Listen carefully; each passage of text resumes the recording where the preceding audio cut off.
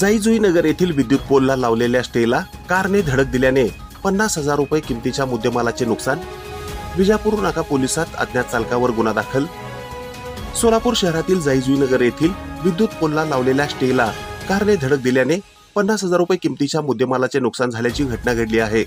याबाबत वसंत जाधव वय वर्ष 37 राहणार वांगी रोड सोलापूर यांनी विजापूर नाका पोलिसात फिर्याद दिली आहे।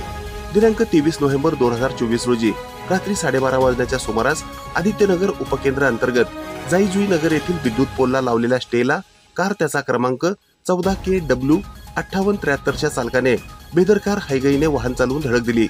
या धडकेत 2 लोखंडी पोल, 2 स्टे, विद्युत तारा तोडून अंदाजे 50,000 रुपये किमतीच्या मुद्देमालाचे नुकसान केले आहे।